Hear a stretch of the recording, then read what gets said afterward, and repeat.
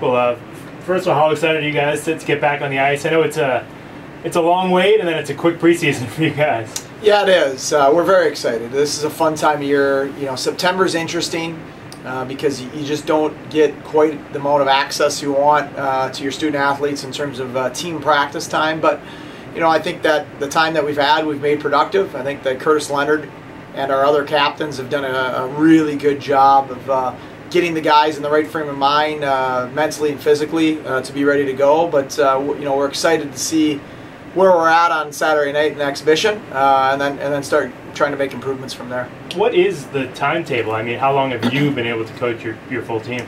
Starting September 15th, you receive 2 hours a week from the NCAA. So that's 3 weeks of 2 hours a week. So what we've done is we've done 2 1-hour sessions where we've tried to get better at certain areas in our skill development as a team. Tried to gain some confidence in maybe one particular area per day, and then build off that. So there's not a lot. There just isn't a lot of time, and then you jump right into it with an exhibition game. But you know, that's where you rely on your seniors and your captains to kind of set the tone for the rest of the team. This team lost a lot last year, not just the seniors, but you know, some of the talented underclassmen that you guys had as well. Who are you really looking to, if a couple guys, to really kind of pick up the slack here? Not anybody in particular in terms of a couple guys. I think that we need to win as a team. We need to be a dramatically hard team to play against in terms of our mentality, our commitment to playing great team defense. You know, it's very, it's not complicated. The teams that were below 2.35 goals against average pretty much made the national tournament last year. So 11 of those 12 teams. So we need to have a better team commitment to defense than we did at times last year. And we need to be a team that scores by committee. We're not going to have Ryan Haggerty have 28 goals or Chase Palachuk have 30 goals and be a Hobie Baker finalist. I believe we have a lot of young men in that room that can score, and I believe that we have a lot of guys in that room that are going to get 8 to 15 goals, and we'll score plenty by committee as long as we're have that team mentality and have that commitment to team defense. And when you talk about additions, how big of an addition is it going to be to have Jason Gazdorf back in net for you guys? Well, I think a couple things. I love our goalie situation for 2 reasons. One is it's great to have Jason back. You know, he established himself the year before as one of the best goalies in the country. He's a leader. He's a tremendous work ethic and a great goalie. But also, now we have an experienced Scotty Diebold. Before we had an inexperienced Scotty Diebold who maybe questioned whether he was capable of being a #1 goalie, something we always knew he could. And he had his ups and downs last year, but it was all on him, nowhere else to turn. And real credit to Scotty, the season he had, and I think he gained a lot of confidence and belief in himself. So now we have 2 #1 goaltenders, and I believe we should have some of the best goaltending in the country. Is there a competition, or is it Gazdorf's back, he's going to be the #1 guy, or how do you enter that situation? I think there's always competition. I think competition is healthy, and I think that if you're a real athlete and a real winner, you thrive on competition, and it makes you better. So no complacency. You know, certainly, you know, Jason has established himself as an elite goaltender, but you know, he's been out for a year as well, and Scotty did really well in his place, and you know, those two will both battle it out to see who ends up having the opportunity to be our #1 goaltender.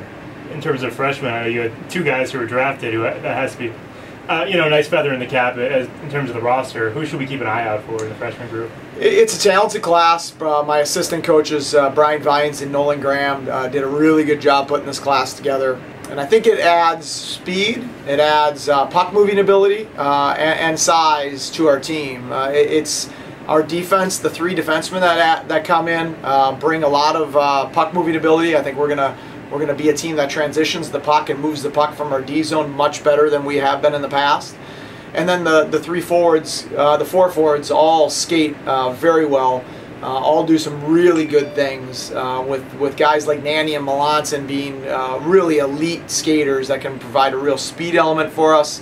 And then a guy like you know, Victor Liljegren, who's a big 6'3" power forward, very smart, very good with the puck. So it's a good class. We're excited to see what they can do to help our program. But at the end of the day, in college sports, you win with your juniors and seniors.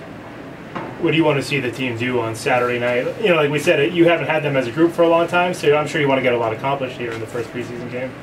I think the biggest thing in September or early October is you establish your team mentality and your attitude and your work ethic. And then on Saturday, you want to play hard. You'll really, I mean, we're going to be sloppy at times. We're not going to be perfect yet in our systems because we just haven't had enough time to work on them. But you should be really good in our competitiveness, with our effort, with our passion, with our excitement. This team needs to play with a chip on their shoulder. We're not happy with last season. And we need to play that way as a group. Not with running around, taking penalties, and being undisciplined, but just a real, honest, hard-working team that is difficult to play against as a group with our group mentality. Definitely to have those pads on and the RPI uniform on again. How good does that feel? It's awesome to finally be practicing and, you know, not really worrying about my shoulder now that it's 100%. I can fall on it and I'm just confident and I can play how I was freshman year. How are you playing now? You know, getting back into the groove of things, seeing pucks. Do you feel like you're playing up to the same level, if not better? Yeah, I think so. I mean, it's hard to say until you play in a real game, but we've been having scrimmages and in practice I've been feeling just as good as freshman year and maybe even a little better.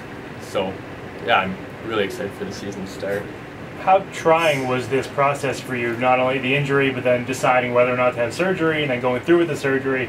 How tough was this process for you personally? It was really tough. I mean, when I first decided with the coaching staff that we were going to go with the surgery, realizing that you're going to miss the whole season is definitely tough.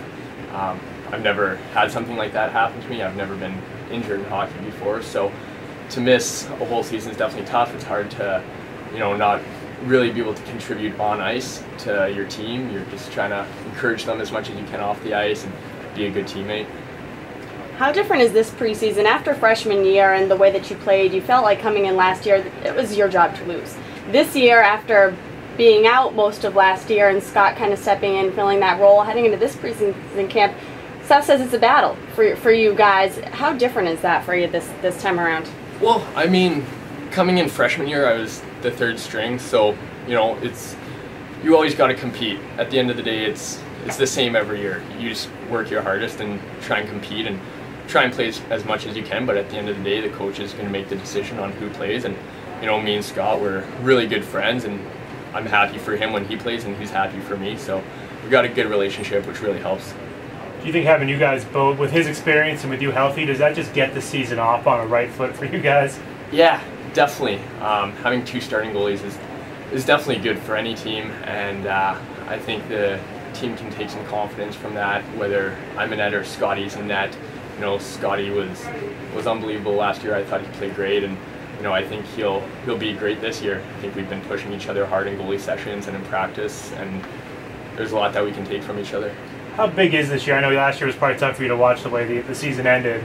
You know, middle of the pack in the ECAC. How big is this year for you guys moving forward? Well, I mean, every year's big, so you know, like I said earlier, try and treat it the same.